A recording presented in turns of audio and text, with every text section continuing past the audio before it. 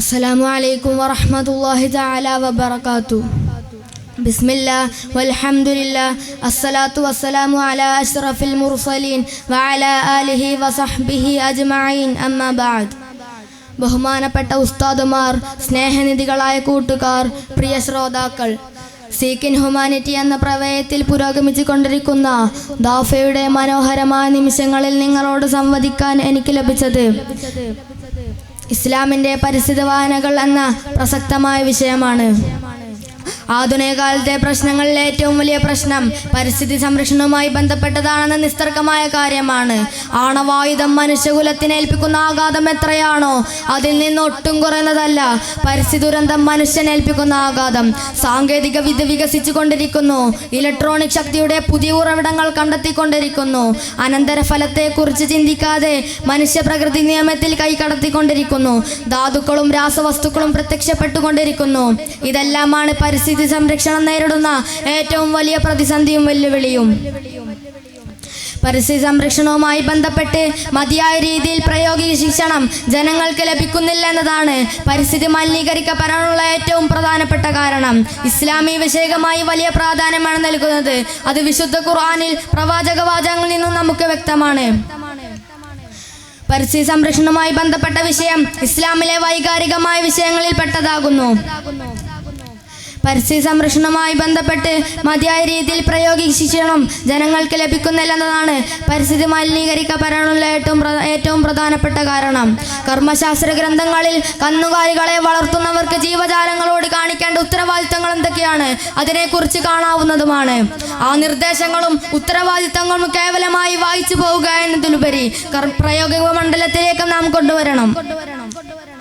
കൃഷി ചെയ്തും വൃക്ഷത്തൈ നട്ടുപിടിപ്പിച്ചും ഭൂമി ഫലപ്രദമായി വിനിയോഗിക്കുന്നതിന് ഏറ്റവും ഉദാത്തമായ കർമ്മങ്ങളായി പരിചയപ്പെടുത്തുന്ന അനേകം പ്രവാചക വാചകങ്ങൾ നമുക്ക് കാണാം. മുത്തുനബിയെ തൊട്ട് അനസ് ഇബ്നു മാലിക് റളിയല്ലാഹു അൻഹു ഉദ്ധരിച്ച ഒരു ഹദീസിൽ നമുക്ക് ഇപ്രകാരം കാണാം: മുസ്ലിമുകളിൽ ആരെങ്കിലും ഒരാൾ വൃക്ഷത്തൈ നട്ടുപിടിപ്പിക്കുകയോ വിത്ത് വിതയ്ക്കുകയോ ചെയ്തു അതിൻ്റെ ഫലത്തിൽ നിന്ന് ഒരു പക്ഷിയോ മൃഗമോ ഭക്ഷിച്ചാൽ അത് അവന് ദാനധർമ്മമായി കണക്കാക്കപ്പെടുന്നു.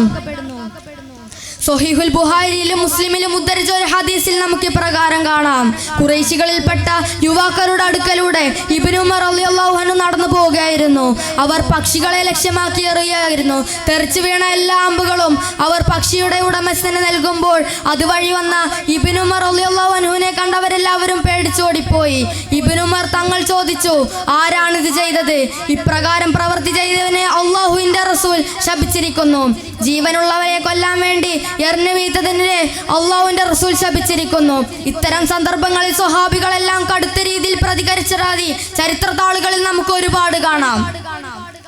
ഭൂമി, ജലം, അന്തരീക്ഷം, പർവ്വതങ്ങൾ, സസ്യജാലങ്ങൾ എന്നീ ദുനിയാവിലെ ഓരോ വസ്തുവും അല്ലാഹു സൃഷ്ടിച്ചിട്ടുള്ളത് വ്യക്തമായ അളവിൻ്റെയും അവയുടെ പരസ്പര ബന്ധത്തിൻ്റെയും അടിസ്ഥാനത്തിലാണ്. നേരിയതാണെങ്കിലും ഈ താളത്തിന് എന്തെങ്കിലും പിഴവ് വരികയാണെങ്കിൽ അതിൻ്റെ അനന്തരഫലം പ്രവചനാതീതമായിരിക്കും. ഒരു പക്ഷേ പ്രകൃതിയുടെയും മനുഷ്യകുലത്തിൻ്റെയും നാശത്തിന് കാരണമാകുന്നതായിരിക്കും. സസ്യജാലങ്ങളോ പക്ഷിമൃഗാദികളോ ആകട്ടെ, നാം അടങ്ങുന്ന വ്യത്യസ്ത ജീവിവർഗങ്ങളുടെ സൃഷ്ടിക്കു പിന്നിൽ കൃത്യമായ ലക്ഷ്യമുണ്ട്. സ്വഹീഹുൽ ബുഖാരിയിലും മുസ്ലിമിലും ഉദ്ധരിച്ച ഒരു ഹദീസിൽ നമുക്ക് ഇപ്രകാരം കാണാം: ഖുറൈശികളിൽപ്പെട്ട യുവാക്കളുടെ അടുക്കലൂടെ ഇബ്നു ഉമർ റളിയല്ലാഹു അൻഹു നടന്നു പോവുകയായിരുന്നു. അവർ പക്ഷികളെ ലക്ഷ്യമാക്കി എറിയുകയായിരുന്നു. തെറിച്ചു വീണ എല്ലാ അമ്പുകളും അവർ പക്ഷിയുടെ ഉടമസ്ഥന് നൽകുമ്പോൾ അതുവഴി വന്ന ഇബ്നു ഉമർ റളിയല്ലാഹു അൻഹുവിനെ കണ്ടവരെല്ലാവരും പേടിച്ചു ഓടിപ്പോയി. നാം ഇടപെടുന്ന മേഖലയിലെല്ലാം വൃക്ഷത്തൈ നടീൽ ക്യാമ്പയിൻ ആരംഭിക്കുന്നതും അത് കുറ്റമറ്റ രീതിയിൽ നടക്കുന്നതെന്ന് ഉറപ്പുവരുത്തുകയാണ് മറ്റൊരു മികച്ച ആശയം. ചുരുക്കത്തിൽ പരിസ്ഥിതി അവബോധം, പ്രകൃതി വിഭവങ്ങളുടെ സംരക്ഷണം ഇസ്ലാമിക ദർശനത്തിന്റെ അടിസ്ഥാന മൂല്യങ്ങളാണെന്ന് നാം മനസ്സിലാക്കണം.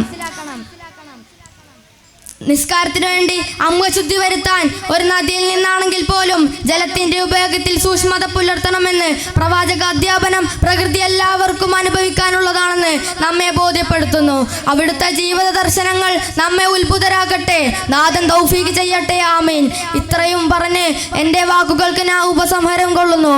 വാഖിറു ദഅവാനാ അനിൽ ഹംദുലില്ലാഹി റബ്ബിൽ ആലമീൻ. അസ്സലാമു അലൈക്കും വറഹ്മത്തുള്ളാഹി തആല വബറകാതുഹു.